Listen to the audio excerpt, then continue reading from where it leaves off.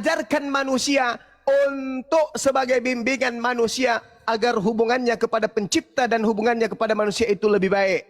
Itu Quran. Al-Fatihah itu bukan untuk Allah. Al-Fatihah itu untuk manusia, agar manusia berdoa kepada Allah. Sama doa Bapa kami. Bapak yang ada di surga, dimuliakanlah namamu. Berarti Bapak berdoa gitu. Berdoa kepada Bapak yang mana lagi? Coba pakai nalar. Jangan kau menggunakan nalarmu hanya hal-hal yang sifatnya duniawi. Tapi terkait dengan kebenaran, kamu tidak bisa tahu.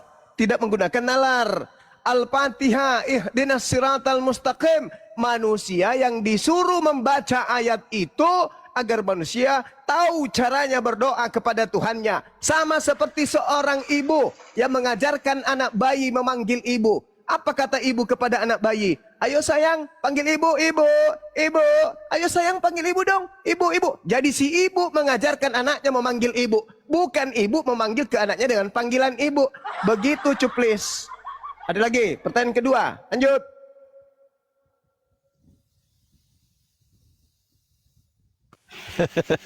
Assalamualaikum warahmatullahi wabarakatuh, Bang Zuma. Waalaikumsalam warahmatullahi Lanjut ke Runda, lanjut. Oke. Pertanyaan kedua. Siapa penulis surah Al-Fatihah? Al-Quranul Karim dihafalkan oleh para sahabat dan dituliskan juga oleh para sahabat. Al-Quran menjelaskan kemudian Nabi Muhammad SAW ketika menerima Al-Quran, Nabi Muhammad kemudian mengajarkan kepada para sahabat. Apa kata Nabi Muhammad? Huzu Al-Quran min arba'ah. Terimalah Al-Quran kepada keempat sahabatku. Di antaranya Said. Al-Quran berarti cakupannya adalah Al-Fatihah. Paham? Yang saya tanya, penulis surah Al-Fatihah itu Sudah aku katakan siapa? tadi, sudah saya katakan tadi. Siapa namanya? Al-Quran sudah disampaikan kemudian oleh para sahabat, dan legitimasi para penulis Al-Quran itu dijelaskan oleh Nabi Muhammad SAW. Apa kata Nabi Muhammad? Husu Al-Quran min arba'ah, min Abdillah, dari Abdillah bin Mas'ud, min Salim, min Mu'az bin Jabal, min Ubay bin Ka'ab. Tuh, jelas tuh. Dan mereka para sahabat mendapatkan legitimasi dan mendapatkan validasi dari Rasulullah Muhammad SAW berupa hafalan dan juga berupa tulisan. Jelas kan? Ayo. Pertanyaan ketiga. Bang tidak menyebutkan secara spesifik siapa penulis surah Al-Fatihah itu. Al-Quran itu Al-Fatihah bukan? Astagfirullahaladzim, ya Allah ya Karim. Inilah kalau Yang saya tanya spesifiknya surah Al-Fatihah itu ditulis oleh siapa? Al-Quran Rasulullah justru gila orang ini. Al-Fatihah itu masuk Al-Quran enggak? Siapa nama penulis surah Ku Al-Fatihah? tanya dulu samamu. Al-Quran itu termasuk Al-Fatihah enggak?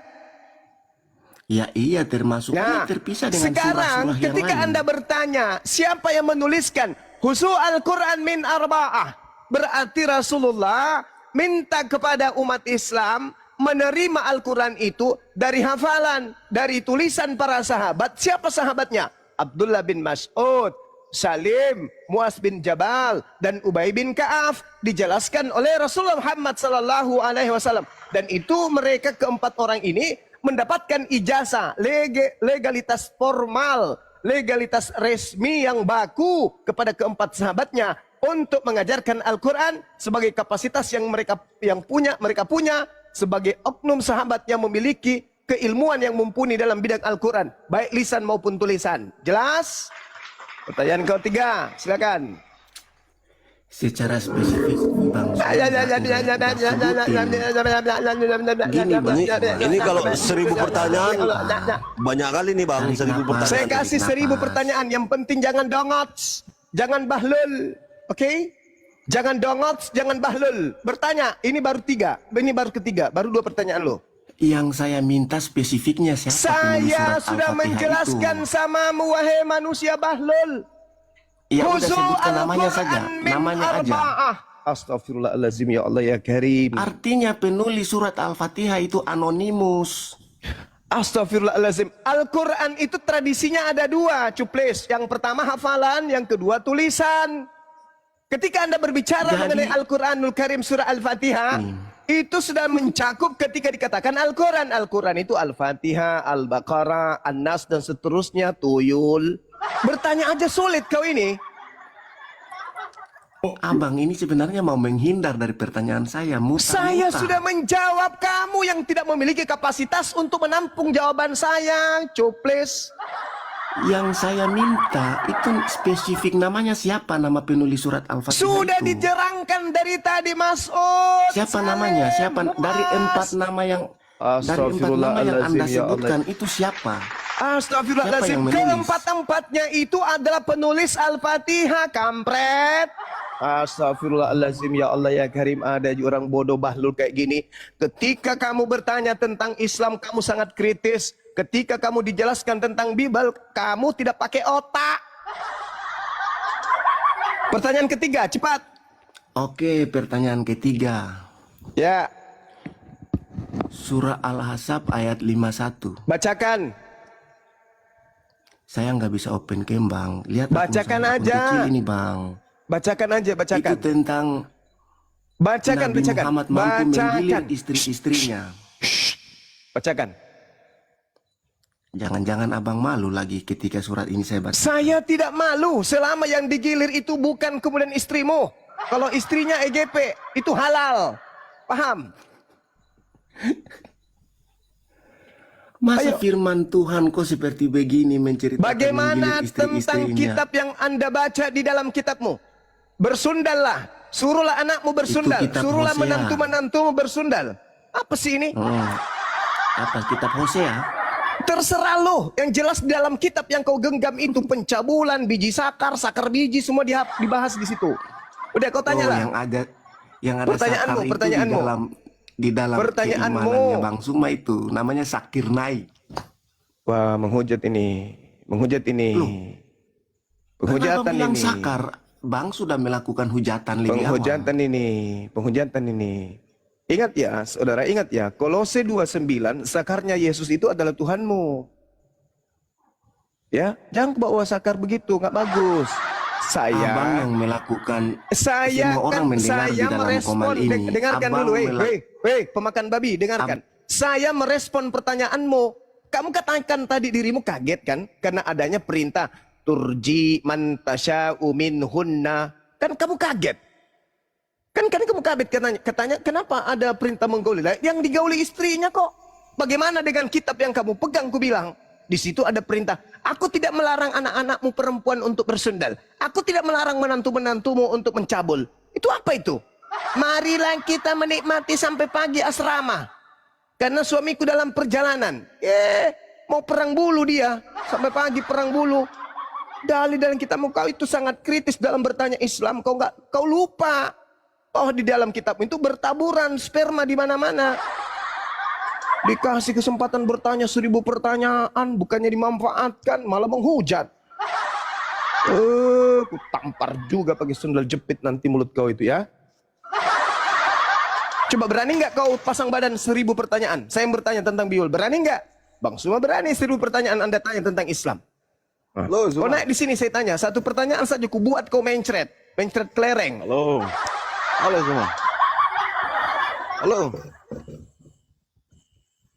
Dasar bahlul, penyembah makhluk kuburan, aneh-aneh aja. Zuma, kenapa lama sekali konekkan saya? Apa siapa kau? Kau siapa rupanya? Penyembah makhluk kuburan juga? Jalan lurus dong, bukan tunjukkan jalan yang lurus. Oke, jalan lurus itu menyembah Yesus atau merasulkan Yesus? Menyembah juru selamat. Nenekmu kiper. Di mana jalan lurusnya menyembah Yesus? Mana dalilnya? Apa itu sembah? Mana dalilnya? Mana dalilnya Apa itu menyembah sembah? Yesus itu adalah ajaran? Coba. Apa itu sembah? Pakai dupa-dupa. Alah, mulai konyol. Makanya jangan Kristen. Kau Kristen itu jadi gila. Kau Ngerti saja, nggak? kau saja Kau sembah, kau tidak tahu apa. Kau ditanya jalan lurus itu menyembah sembah Yesus saja, atau merasulkan kau tidak tahu Yesus? apa. Coba. Dasar. Makanya jangan Kristen. Agamamu itu mengajarkan kau jadi gila. Kau mengatakan jalan lurus. Emangnya jalan lurus itu menyembah Yesus? Di mana kau dapat dalil? Jalan lurus adalah menyembah Yesus. Jalan lurus itu merasulkan Yesus. Yohanes 17 nomor 3. Hidup kekal itu adalah mereka mengenal Engkau satu-satunya Tuhan yang benar dan mengenal Yesus yang Engkau utus. Itu jalan lurus. Sembah itu apa? Sembah itu apa? Sembah itu apa? Sembah itu apa? Orang gila. Sembah pun masih kupertanyakan. Udah kau ke bawah, kau di bawah. Dongok kau memang dongok. Memang sudah takdirmu jadi orang bodoh. Sudah takdirmu itu. Dari nenek moyangmu sudah dituliskan itu di pantai laut selatan. Kamu jadi bodoh 7 turunan. Nah, siapa suruh kau makan babi? Bodohlah kau. Mau diskusi kok sangi orang-orang otak separuh. Coba siapa di antara Kristen yang sedikit berakal? Ayo hadapi saya. Jangan orang berotak sempak semua yang naik. Yang agak-agak waras sedikit, yang menguasai Bible. Jalan lurus nyembah Yesus. Mana ada jalan lurus nyembah Yesus? Jalan lurus itu mengakui Yesus diutus Tuhan pencipta langit dan bumi hanya untuk kaumnya Bani Israel. Itu jalan lurus. Kalian ini bukan Bani Israel. Ngaku-ngaku Yesus diutus untuk kalian. Prat. Jalan lurus itu percaya Yesus adalah Mesias untuk Bani Israel. Kalian kan cuma Bani Kampret. Bani Upil kalian itu. Ngapain kalian mengaku Yesus diutus kalian? Jalan lurus. Jalan lurus itu jangan makan babi. Jalan lurus itu menyembah hanya satu Tuhan, bukan 3 Tuhan. Jalan lurus itu Yahudi ibadah hari Sabtu, Islam ibadah hari Minggu. Itu jalan lurus. Nah, perintah ibadah Minggu mana? Jalan apa itu? Jalan apa itu? Kalau ibadah Minggu? Jalan geriting. Kalian ini udah tua, bau tanah, masih juga bodoh, bahlul. Dasar. Berbaris kalian. Biar ku tatar kalian supaya bisa kalian waras. Ayo. Naik ke sini. Bodoh. Panas di bawah, panas Bang Juma, panas. Berbaris. Ini sandal jepit kudu siapkan. Cepat. Jalan lurus nyembah Yesus. Matamu suwe. Jalan lurus itu mengikuti instruksi Yesus. Yesus berpesan kepada ke-12 muridnya agar jangan ke bangsa lain, melainkan pergi kepada domba. Domba itu Bani Yakub. Kalian bukan Bani Yakub. Ada serigala gurunda di bawah saya. Serigala ompong.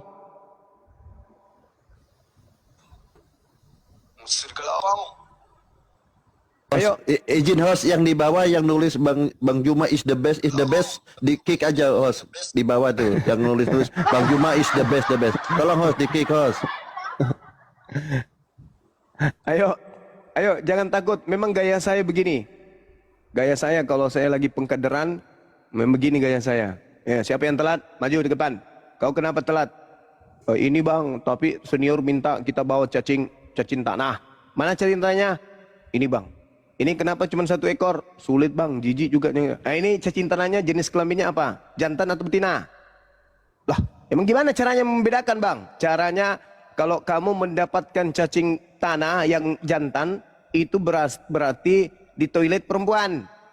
Kalau kau temukan cacing tanahnya di toilet laki-laki, berarti cacing tanahnya itu adalah berjenis kelamin betina. Paham? Oh gitu ya? Iya, udah pulang, kau pusat dulu. Bodoh kali kau jadi orang. Membedakan cacing jantan atau betina nggak bisa. Akhirnya dia bilang apa? Oh dapat ilmu juga saya. Iya memang kayak gitu. Jadi kalau kamu membedakan antara semut yang jenis kelaminnya jantan atau betina, yang menggigit perempuan itu jantan pasti. Begitu juga nyamuk. Jadi tidak usah marah kalau kau digigit nyamuk. Di bagian sensitif berarti nyamuknya itu nyamuk betina.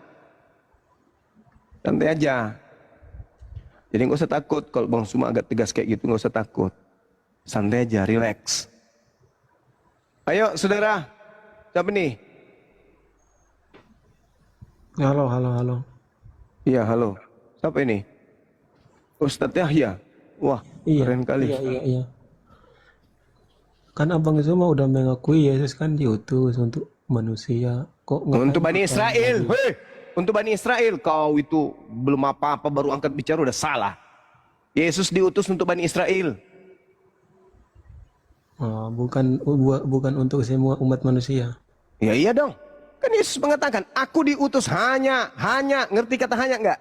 Hanya untuk domba yang sesat dari umat Israel. Di situ ada dua hal yang kemudian tidak bisa kalian ikut campur di situ. Pertama, Yesus mengatakan, aku diutus hanya kepada domba. Satu, domba ini keturunan Yakub, bukan di luar Yakub.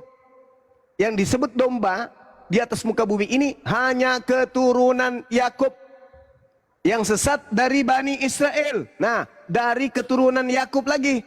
Berarti kalian tidak masuk ke situ. Berat. Jangan kau bilang diutus untuk manusia. Wah, artinya kau ingin mau menyelipkan dirimu masuk sebagai serigala yang nyamar domba. Yesus sendiri mengaku, aku diutus hanya kepada domba yang sesat dari umat Israel. Paham? Kalau kau mengaku Bani Israel, berarti kau adalah serigala yang menggunakan bulu domba. Lanjut. Nah, iya Bang Suma, tetapi di dalam kitab terdahulu mengatakan bahwa oleh karena Bani Israel itu bangsa-bangsa akan mengenal terang itu lewat dia. Jadi gimana coba? Ya jelas, memang betul itu. Nah sekarang makanya umat Islam itu rukun imannya, rukun Islamnya itu terpaut dengan ajaran para nabi yang datang kepada Bani Israel. Makanya dalam Al-Quran itu, ya Bani Israel, ya Bani Israel, ya Ahlul Kitab, ya Ahlul Kitab. Itu kenapa? Karena Tuhan sebelum menyatakan diri kepada bangsa Arab, khususnya kepada Nabi Muhammad SAW, Tuhan terlebih dahulu memilih Bani Israel. Tapi tidak pernah memilih Bani Kampret yang datang-datang mengambil terjemahan kitabnya orang Yahudi. Lantas sok tahu, sok pintar, sok merasa dirinya lebih paten daripada umat Islam. Kalian itu bukan Bani Israel. Kalian itu penumpang gelap yang hanya mengambil remah-remah yang jatuh dari meja Yahudi. Apa itu? Terjemahan kitabnya orang Yahudi. Paham? Kalian bukan pemilik kitab. Kalian bukan ahli kitab. Kalian bukan orang Yahudi. Bukan kalian itu. Kalian itu bukan ahli kitab. Bahlul kitab mungkin.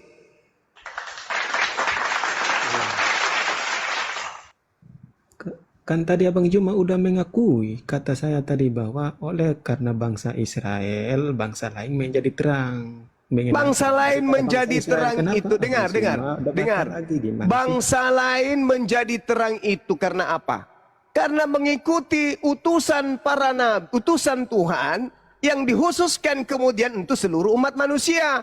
Walaqad ahazallahu mitsaqa bani Israil wa ba'atsna minhum 12 naqiban wa qala Allah inni ma'akum la in aqamtumus salawat wa ataitumuz zakah wa amantu bi rusuli wa azzartumuhum wa aqradtumullah qardan hasana.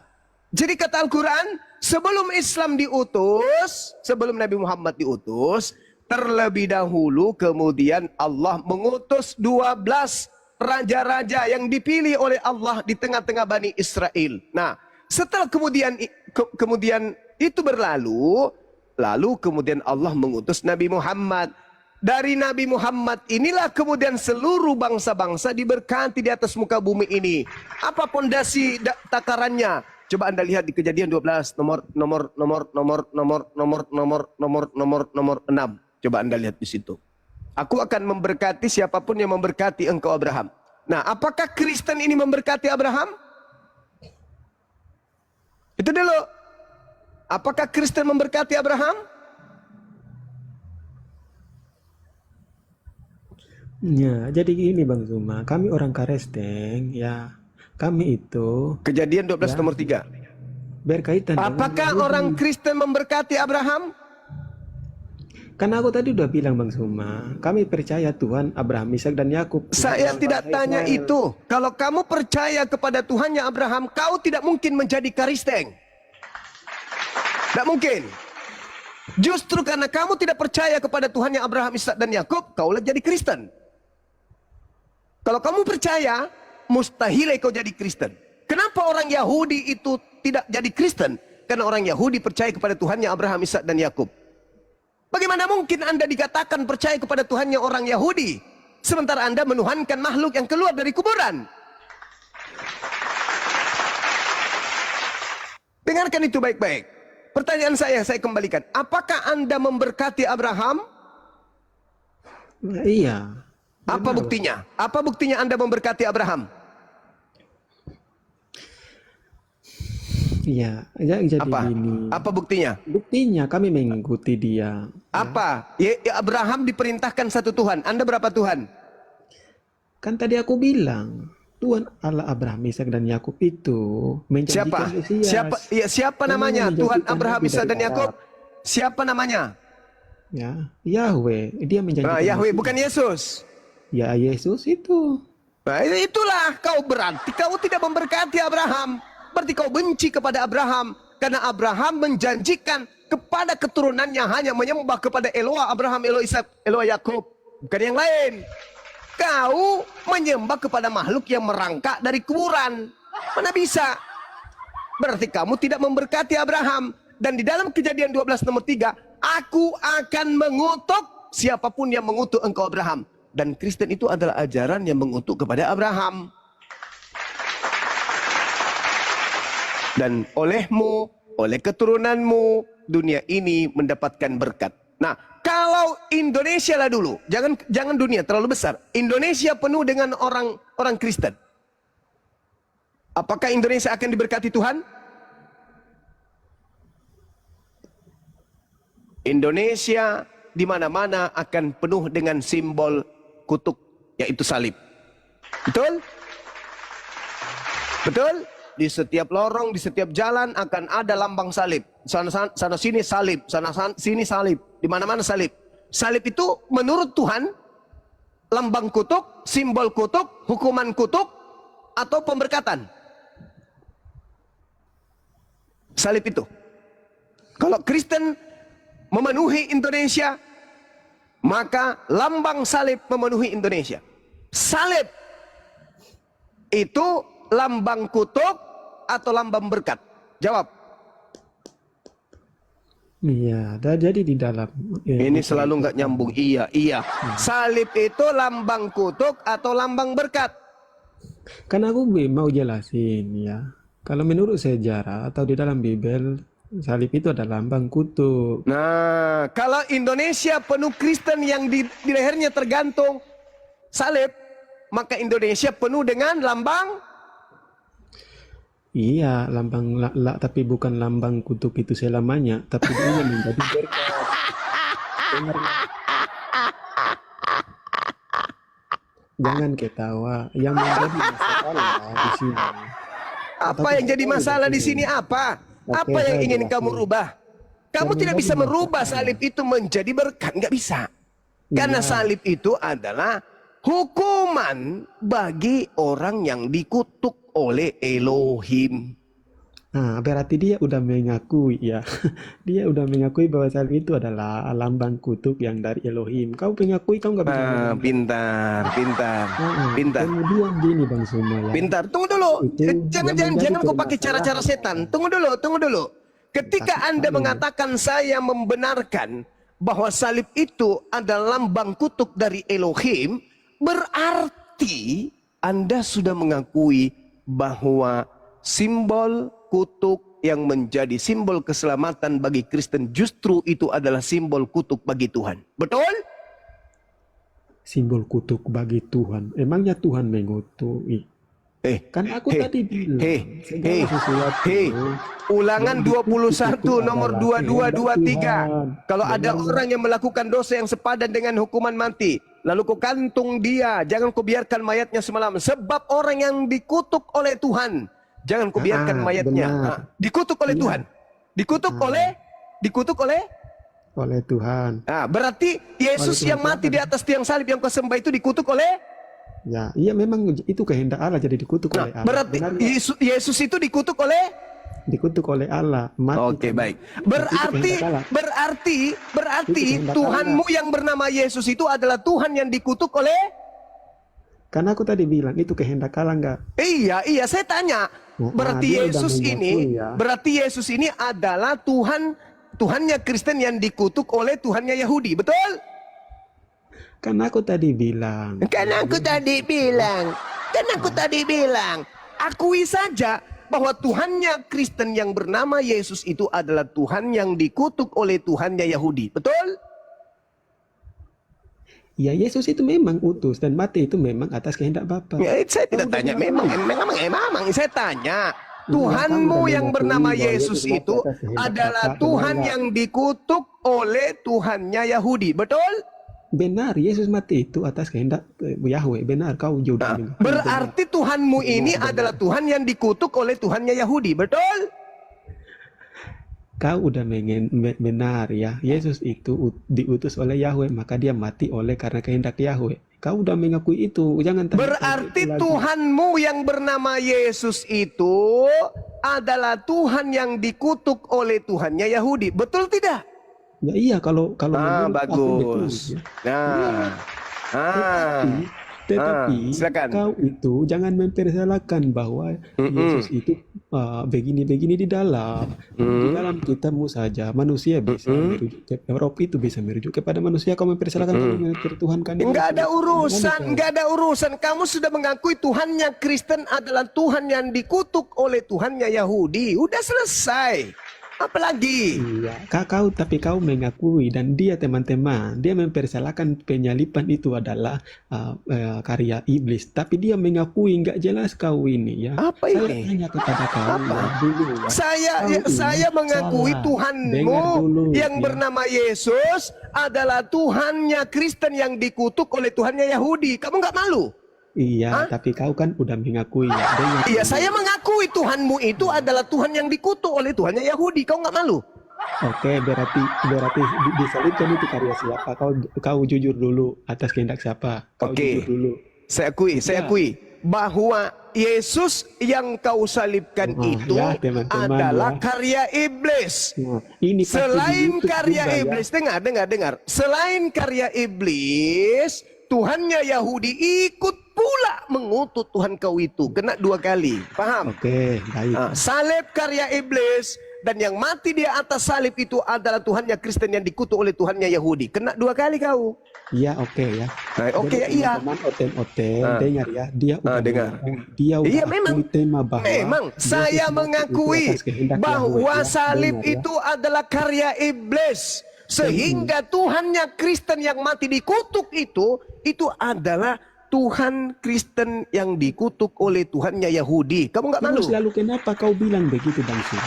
Kau Apa itu? Atas kehendak Yahweh, malah kau bilang kehendak iblis. Gimana kau nggak bisa megang kata-katamu ini? Gimana sih? Sudah berapa kali kuulang? Penyaliban itu adalah rekayasa iblis. Orang yang disalib oleh iblis adalah orang yang dikutuk oleh Tuhannya Yahudi. Kena 2 kali kan? Bukan kehendak Yahweh.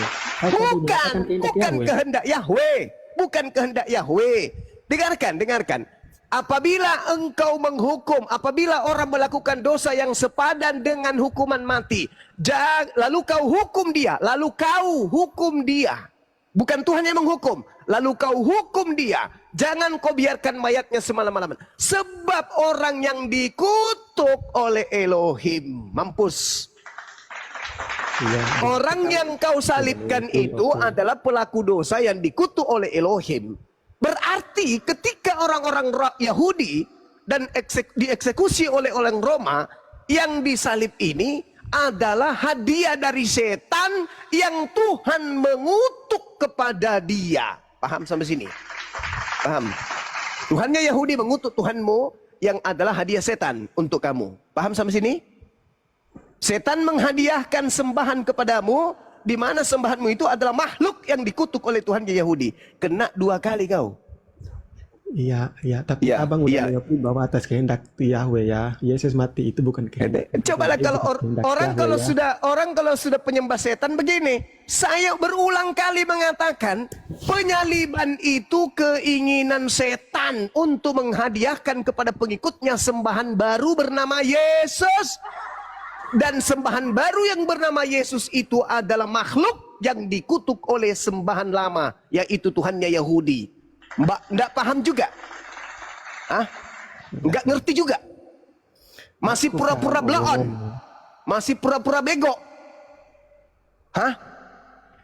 Keinginan iblis menghadiahkan pengikutnya sembahan baru. Dan ternyata itu terkabul.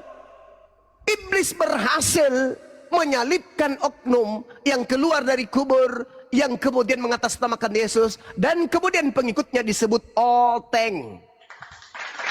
Dan ternyata sabar. Dan ternyata Tuhannya Oteng ini adalah makhluk yang dikutuk oleh Tuhannya Yahudi. Pura-pura bego lagi. Mau aku ulang lagi supaya otakmu yang bernanah itu bisa sehat. Hah?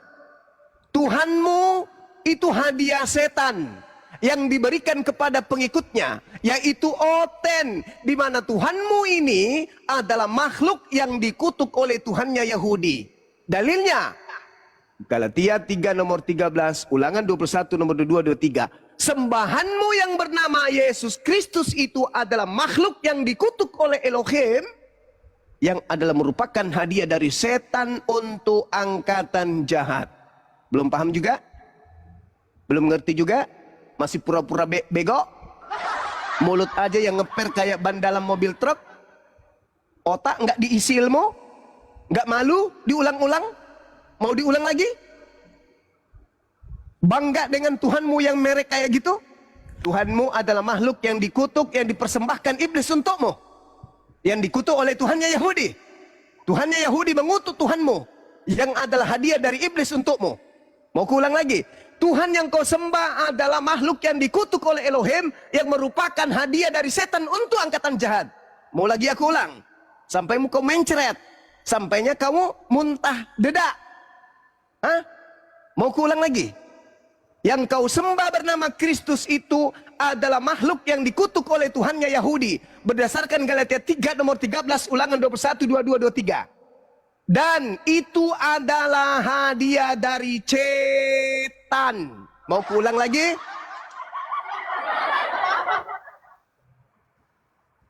Woi, penyembah Tuhan yang dikutuk oleh Tuhannya Yahudi. Mau kuulang lagi? Gak ada malu kau? Iya, kita gantian, Bang Suma. Ya sudah, coba kau bantai itu.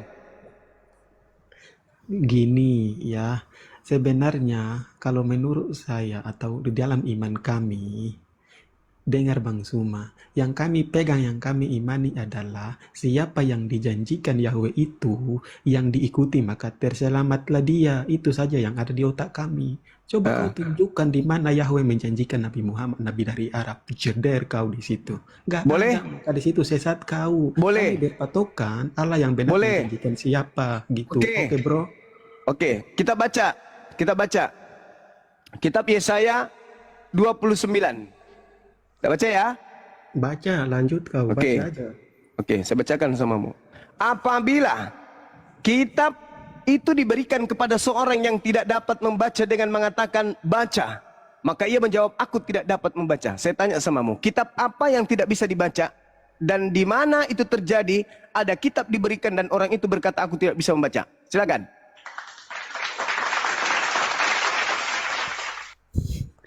Di dalam kitab apa Abang Juma mengatakan itu. Mulai ngaco. Mulai mabok. Ngaco ih. Mabok kau. Kau kan minta dalil. Sekarang coba siapa yang menerima sebuah kitab di mana kitab itu tidak bisa dibaca oleh penerimanya dengan mengatakan aku tidak bisa membaca. Paulus bisa, Lukas bisa, Markus bisa, Yohanes bisa, Petrus bisa, Lukas bisa. Nah, mana kitab itu yang tidak bisa dibaca? Mana?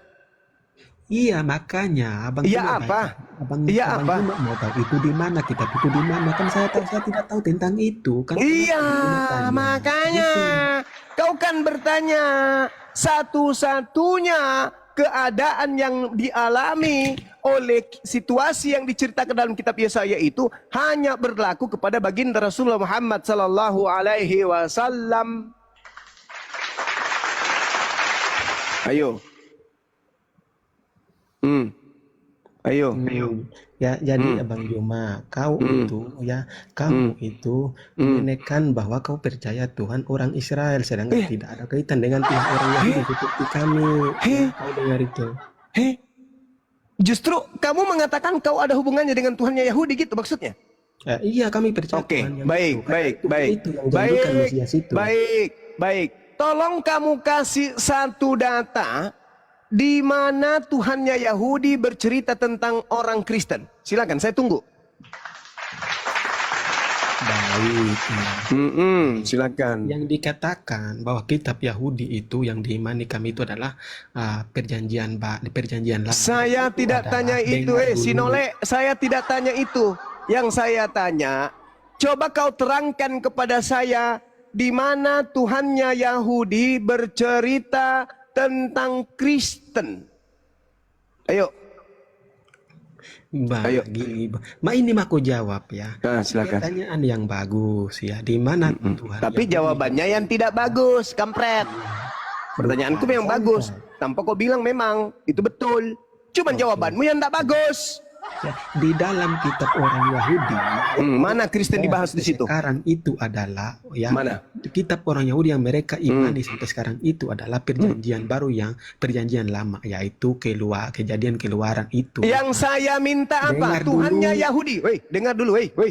Tuhannya Yahudi bercerita tentang Kristen itu di mana? Nanti saya akan tunjukkan kepadamu Tuhannya Yahudi sibuk membahas tentang Islam. Ayo. Iya, makanya dia Bang Suma ya. Silakan. Di dalam kitab orang Yahudi ya, itu nubuatan tentang Mesias itu datang, ajarannya yang kami ikuti, maka berkaitanlah dengan Saya ulang pertanyaan saya, dengarkan Sinole. Yang saya tanya, mana dalilnya Tuhannya Yahudi membahas tentang Kristen? ya ada nubuatan Mana? tentang kedatangan Tuhan yang kami Saya percaya tidak Mesias tanya itu Tuhanmu ada. yang dikutuk oleh Tuhannya Yahudi. Yang saya tanya berbicara tentang Kristen. Mana? Bang Juma, Bang Juma ini nggak bisa dengar penjelasan saya. Kan udah aku bilang pertanyaanku memang bagus. Tanpa kau sanjung pun memang bagus. Jawabanmu itu yang kayak dedak campur nasi basi. Yang saya tanya, di mana Tuhannya Yahudi membahas tentang karisteng? Mana?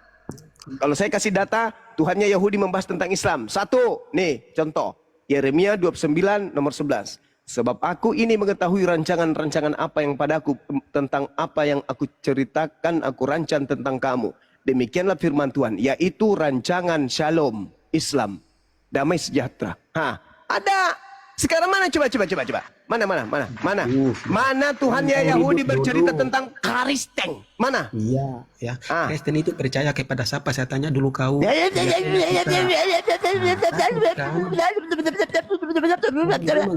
Saya tidak tanya Kristen itu apa, yang saya tanya di mana Tuhannya Yahudi membahas tentang karisteng. Ya iya, Mana? di Tuhan Yahudi membahas tentang Yesus yang kami percaya. Saya tidak tanya membahas tentang Yesus. Saya tidak tanya itu. Yang saya tanya karisteng. Sebagaimana Tuhannya Yahudi membahas Islam. Saya minta kau jelaskan kepada saya Tuhannya Yahudi membahas karisteng. Di mana? Oke Bang Juma, gini aja ya, karena Bang Juma tidak mengakui itu. Oke ya, saya Apa kita ini? tunjukkan aja ya bahwa Abang Juma percaya Tuhan orang Israel, apa saya percaya Tuhan orang Israel. Astagfirullahaladzim. Abang Juma tunjukkan, saya tunjukkan. Bahlul, pemakan kutu. Yang kutanya, di mana Tuhannya Yahudi membahas karisteng? Oke, orang Oke, Kristen lagi. percaya kepada siapa? Kepada Yesus yang diutus Di oleh mana orang Tuhannya Yahudi. Yahudi membahas karisteng? Kuclo. Tuhan Yahudi, dengar Bang Suma, kalau itu tidak ada karena Kristen itu. Akui dong. Iya, kita jujur-jujuran. Gitu saudaraku, begitu dong. Begitu Baik, harus ya, ada bisa saya jujur ngomong lagi. bahwa Tuhannya Yahudi tidak memiliki rancangan tentang Kristen, tapi Tuhannya Yahudi memiliki rancangan tentang Islam. Yeremia 29 nomor 11, sebab aku ini mengetahui rancangan-rancangan apa yang ada padaku mengenai kalian. Demikianlah firman Tuhan, yaitu rancangan Islam damai sejahtera. Bang Suma, jangan begitu Bang Suma. Saya di sini ketawa lucu Bang ya. Kayak Bang Suma saya tunjukkan ayat bahwa Tuhanmu itu beda sama Tuhan Israel. Saya tidak mau tanya itu, Tuhanmu juga itu kan beda nyata. Tuhanmu adalah Tuhan yang dikutuk, Tuhannya Yahudi. Jangan kau gali kuburmu lagi kembali. Bang Suma, Tuhannya Yahudi, hei, Tuhannya Yahudi tidak berkelamin. Tuhanmu aku sekali Bang Suma berkelamin. ini. Gila orang ini, gila, weh. Sebenarnya Gila, Bang gila, Juma gila. itu Ada jujur nggak kepada Kristen lain? Ada nggak umatmu. penyembah makhluk kuburan yang lain? Turunkan aja ini manusia kucluk. Sekali, jujurlah kepada Bersyukur-syukur saya mau bicarai kau. Kau itu orang tak ada ilmu sama sekali. Habis waktu saya. Kampret. Makanya kurangi makan babi kau. Otakmu sudah kayak otak babi itu. Tak berfungsi lagi otakmu, nggak ada malumu. Kau, kalau aku jadi kau iakan sendiri Tuhanmu adalah makhluk yang dikutuk Tuhannya Yahudi. Mau kau bawa kemana harga diriku ini? Menuhankan kepada Tuhan yang dikutuk Tuhannya Yahudi. Rendah kali statusmu.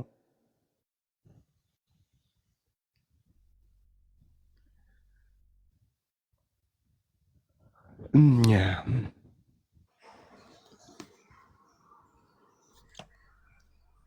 Sulit teman-teman, sulit. Karena kalian itu jadi oten bukan karena proses belajar, bukan karena keturunan aja yang kau itu. Beda dengan kami, dari kecil kami Islam dari lahir, tapi dari kecil kami ditanamkan untuk mengenal Islam, mengenal Allah, mengenal Nabi Muhammad, mengenal Al-Quran. Berbeda dengan kalian. Saatnya Anda siuman, sadar. Kenapa Islam ini kok benar terus, menang terus kalau diskusi? Ya karena di belakang kami adalah pencipta langit dan bumi. Yang kami bawa adalah kalimat-kalimat pencipta langit dan bumi. Sementara kalian mempertahankan karangan-karangan orang. Bagaimana bisa kalian menang? Susah itu, susah. Sekarang yang ada harusnya kalian tuh lembutkan hati kalian mendengarkan berita kebenaran itu. Oke? Begitu saudaraku. Jangan gengsi dan jangan kalian itu merasa, waduh kenapa Bang Suma suaranya memang gitu saya. Apalagi sekarang di tempat saya ini udah pukul jam 3 nih. Gitu saudara. Kamu kan menjadi oten karena keturunan aja kan, bukan karena faktor belajar kan? Iya dong. Kalau faktor belajar pasti kalian sudah bisa membedakan antara Tuhan dengan manusia dengan makhluk. Tapi karena kalian tidak belajar asal ngambat aja, yang penting nyanyi, beginilah jadinya. Giliran bertemu dengan apologet Islam, hancur babak belur. Muntah kelereng kan? Sempat pula diakui Tuhannya dikutus sama orang Tuhannya Yahudi. Iya katanya, iya betul, ya benar, ya betul, ya benar. Ya kucluk. Dasar.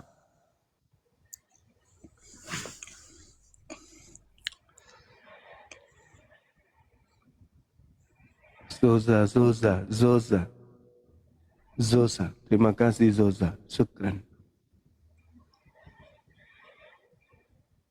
Bahaya nih Bang Juma ini. Gimana nih? Jangan takut, Bang. Itu cuman vokalnya aja kayak gitu. Bang Juma gini Bang Juma. Ini kan Bang Juma ini kan luar biasa ya. Selalu mengatakan Bang Juma is the best gitu kan. Orang-orang tuh pintar, cerdas, smart, handsome. Jadi diblokir aja mereka. Blokir aja gitu. Iya katanya kan Bang Juma itu ganteng katanya, smart gitu kan. Wah luar biasa gitu. Nah gini Bang Juma. Ini kan seperti di Eropa, di Amerika, di Australia ini kan banyak gereja udah tutup ke gereja nih. Nah kira-kira kalau gereja di Indonesia tutup gara-gara Bang Juma, pasti kan ada serangan yang kita tidak tahulah bagaimana caranya. Bagaimana nantinya Bang Juma menghadapinya? Silakan. Iya, jadi ada beberapa keuntungan dan kerugian, Bang. Yang pertama, toko bangunan itu mendapatkan keuntungan, toko bangunan. Kenapa toko bangunan mendapatkan keuntungan? Karena pagar kawat akan laris manis. Kenapa bisa pagar kawat ini laris manis? Karena seluruh petani akan membeli pagar kawat untuk memagari tanaman mereka. Kenapa? Karena pembasmi hama babi berkurang. Sehingga babi ini sebagai hama petani semakin banyak. Itu keuntungan bagi toko bangunan, tapi kerugian bagi petani. Kenapa? Pembasmi hama babi berkurang di Indonesia. Seperti itu abangku, singkat dan jelas. Ada padatnya juga sedikit. Lanjut. Oh, tambah panas di bawah ini. Masya Allah. Ini maksud saya gini kan Bang Juma, kan mereka itu licik ya, terkenal licik ya. Tentu akan melakukan hal-hal yang kita tidak tahu lah, pasti negatif ke Bang Juma, karena pasarnya kan udah pasti tutup, pasar persepuluhan tutup, apapun tutup, tidak ada yang joget-joget lagi, musik tutup di gereja. Nah, kira-kira siap nggak Bang Juma menghadapi seperti itu nanti? Dia hal-hal yang tidak kita harapkan seperti itu, Bang Juma. Silakan. Iya, siap-siap aja Bang, siap. Kita pasti siap. Dan kita udah siapkan dana juga untuk membeli tempat mereka kalau mereka sudah tidak pakai. Kita jadikan masjid atau musola, kan gitu abangku. Kita siap-siap aja. Oh, jadi gini Bang Juma ya, poinnya bahwa API siap untuk membeli gereja-gereja yang tutup gitu Bang Juma ya? Oh iya, iya kita siap. Nggak usah terlalu khawatir lah mereka ini.